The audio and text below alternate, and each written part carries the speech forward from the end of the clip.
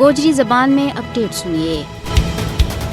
مقبوضہ ریاست جموں کشمیر میں رہنے والا لوگ بھی انسان ہے اور انہاں کی زندگی بھی باقی دنیا کا لوگوں کی طرح اہمیت رکھے ہے، لیکن بھارت مقبوضہ ریاست جموں کشمیر میں لگاتار ات کا لوگوں کا خون دے ہولی کھیڈ رہی ہے اور اس تے کوئی پوچھنے والا نہیں۔ بھارتی شفاق فوجیاں نے حال ہی میں اور 2 کشمیری نوجوانوں نے بے دردی کے نال شہید کر دیتا ہے۔ ان نوجوانوں نے پہلے گرفتار کیو اور اس کے بعد شہید کیو گیو۔ شپیاں میں ایک نوجوان نے شہید کیو، اس کی شناخت اعجاز احمد کا نام دے ہوئی ہے جڑو ایک راگیر تھو، اور اس کے علاوہ پونچھ میں دوجا نوجوان نہ شہید کیو گیو، انہاں کو نا ضیاء مصطفیٰ تھو۔ اس نے 13 جنوری 2003 نہ گرفتار کیو تھو اور بھارت کی مختلف جیلوں میں کئی سالوں تک نظر بند رکھنے کے بعد حال ہی میں مینڈر پونچھ میں ایک جعلی مقابلہ میں شہید کر دیتا ہے۔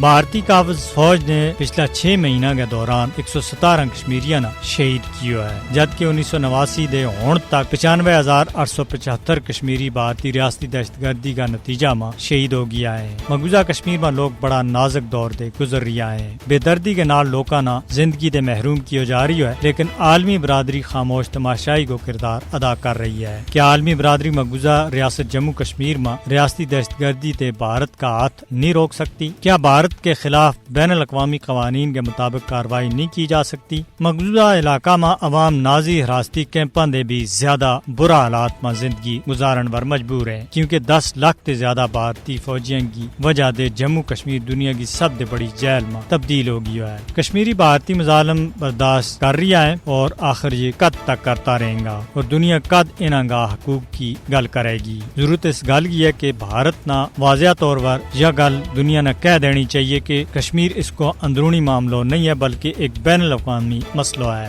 اقوام متحدہ اور عالمی طاقتوں نے تسلیم کرنا چاہیے کہ کشمیری بھی انسان ہیں اور انہاں کا جیون کا بھی حقوق ہیں۔ ہن وقت آ گیا کہ مقبوضہ کشمیر میں عوام کا قتل عام نہ روکنے کے واسطے عالمی برادری نہ عملی اقدام کرنا چاہیے۔